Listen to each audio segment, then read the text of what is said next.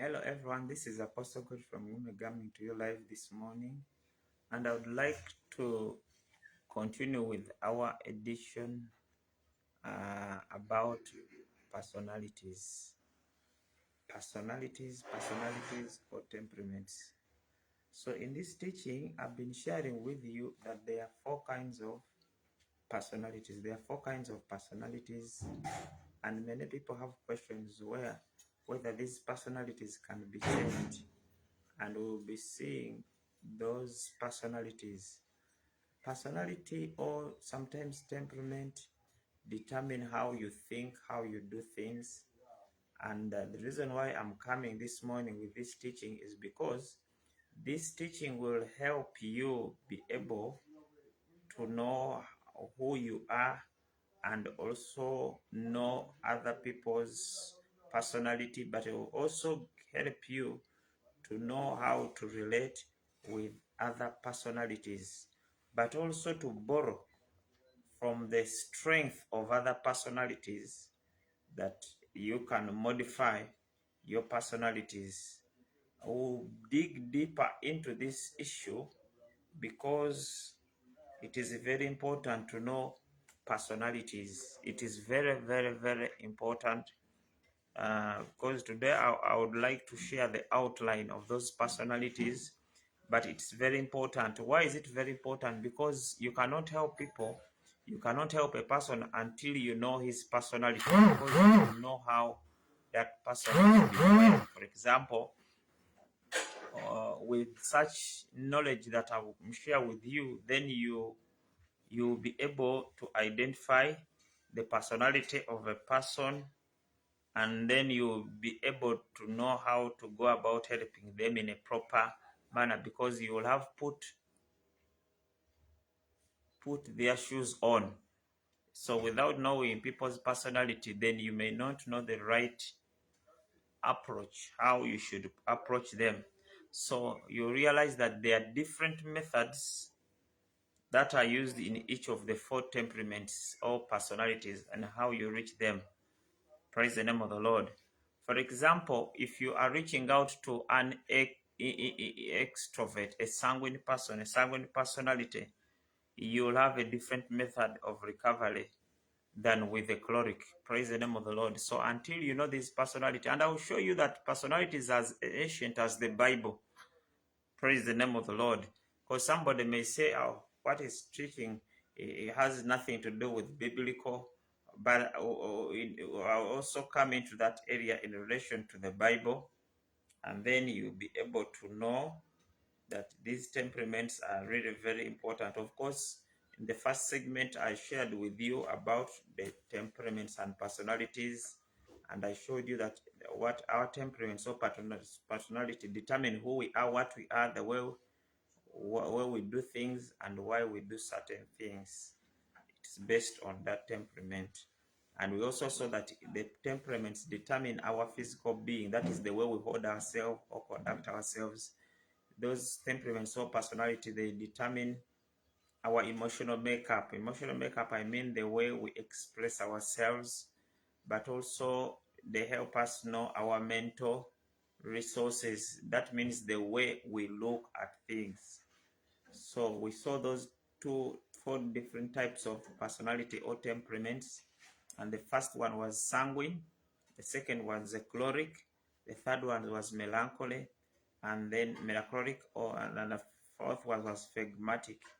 And so we saw that much as there are four, but the first two are categorized into extroverts, and the last two, the first two, that is choleric and sanguine, are categorized into extroverts because they are outgoing. Then the last two, which is melancholic and phlegmatic, they are categorized into introverts because they are more of indoor people. So indoor people behave differently from outdoor people. Praise the name of the Lord. There are people who are feelers. There's what they call the Holland Code. Holland Code is a system used in Germany in education. Before they give you a course, they have to first see where you fall in those 6 codes. So they have those 6 codes. There are people who are feelers. For them, they derive from those codes, and then they can get for you a course. Because there is a particular course that requires particular course according to German curriculum. There is a certain course because I studied with them and I was doing my master's of Christian ministry. So when you are a feeler, there are people who are thinkers, you know.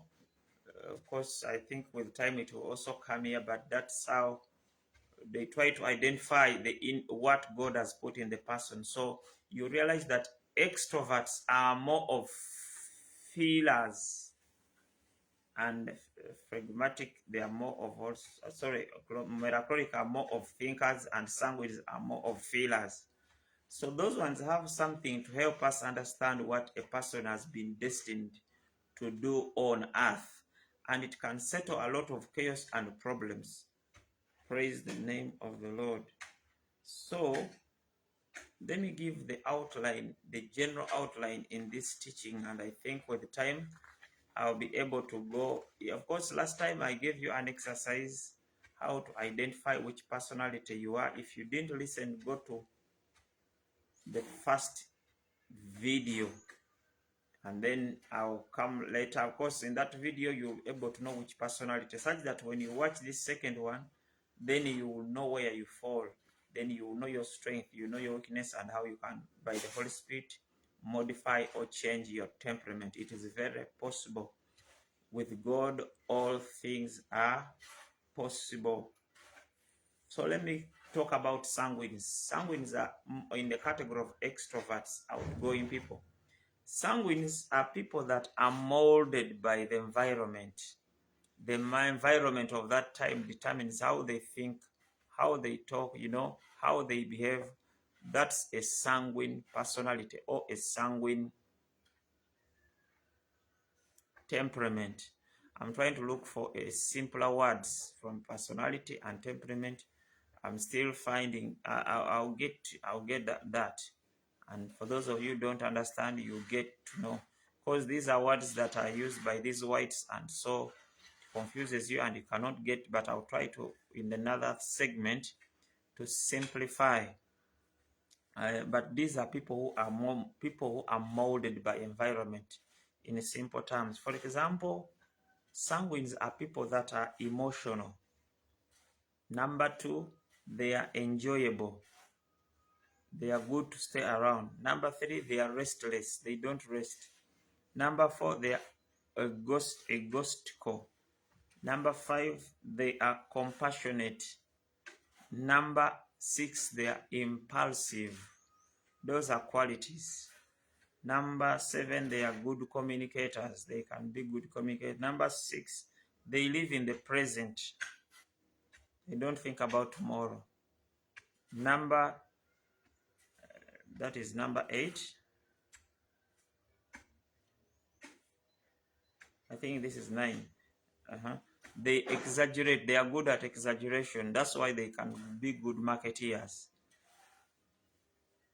Of course, in some of those traits, you may find some are negative, others are positive. Just take the good one, but learn from the negative. So they are impractical.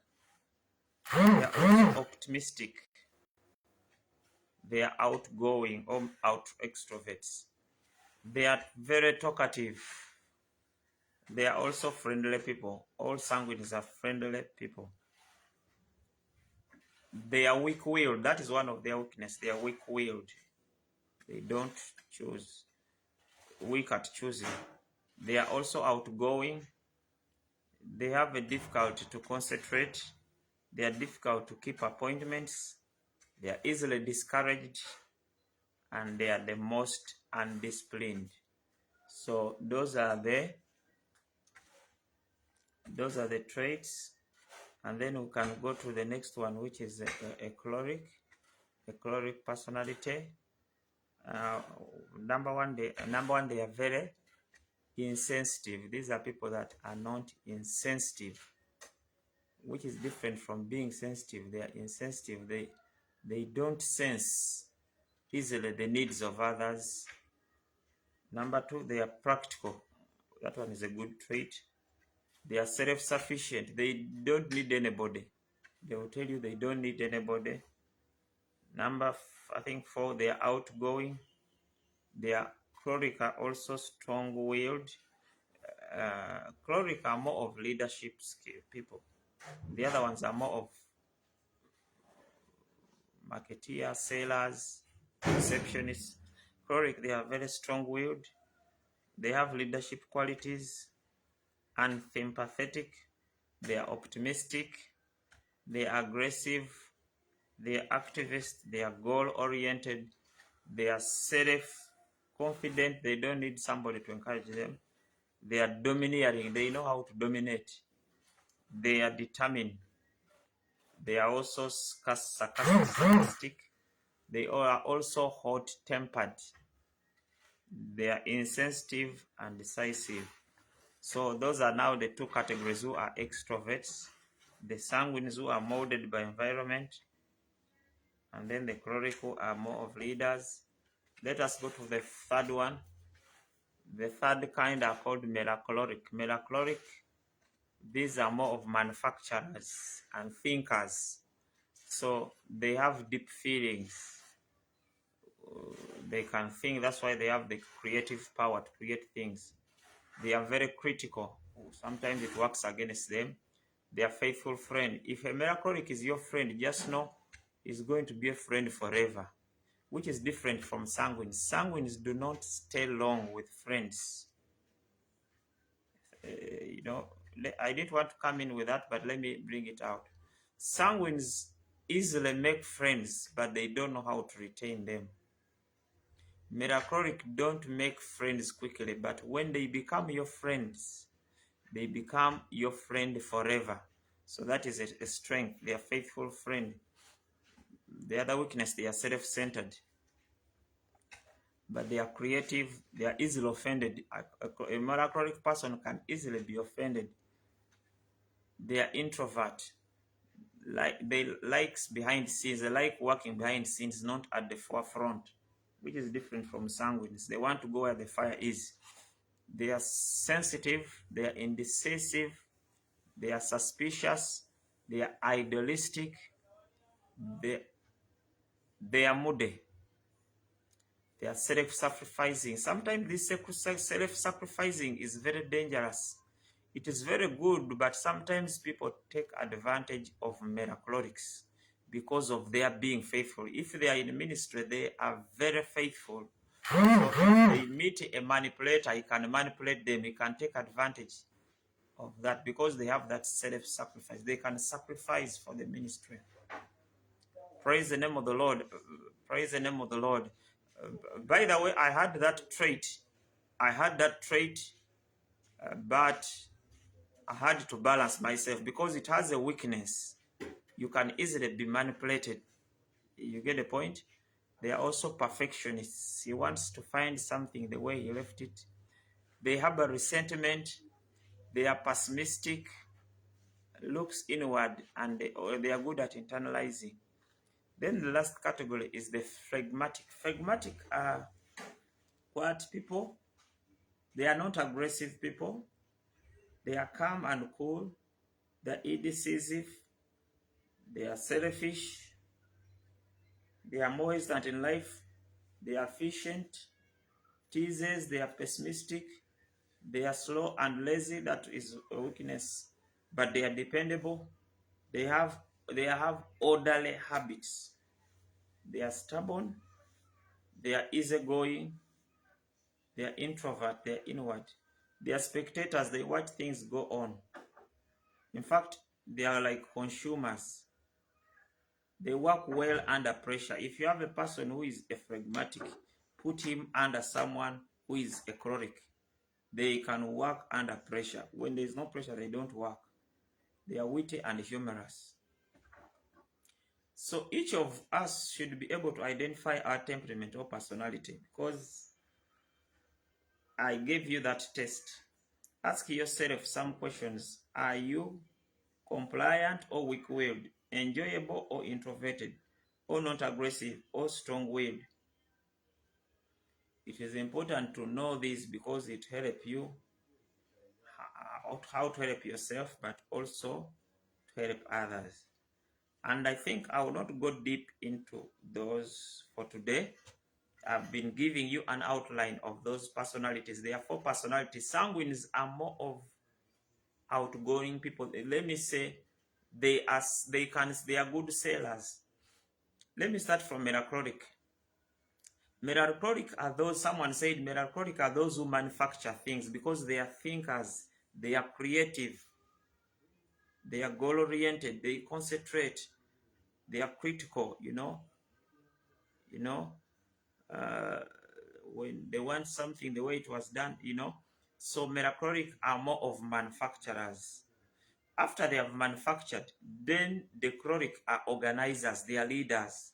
They make sure the product goes to Mbale, Mukono, Kampala, Uganda. Those are chloric people. That's how God has wired them. That's why they are hardworking, they are restless. They cannot rest due to the nature of their calling. They are leaders. They have to make sure things go where they should go, services go where they should go.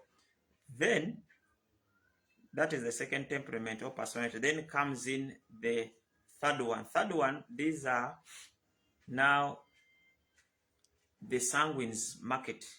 They are people who are outdoor people. They are there to market. A sanguine can sell you a product even when you don't want it. You just realize it after. They are so much anointed. They are so much anointed. And I'll show you how these gifts can operate also in the church. And so then the phlegmatic, for them, they just enjoy. That's why they are lazy, slow, pessimistic, they are more of passive. They enjoy what was already made. So you realize in the Bible, we see men of God that were melancholic, how God used them. Men of God that were sanguine, how God used them. We will see men of God that were, pessimistic and phlegmatic, how God used them.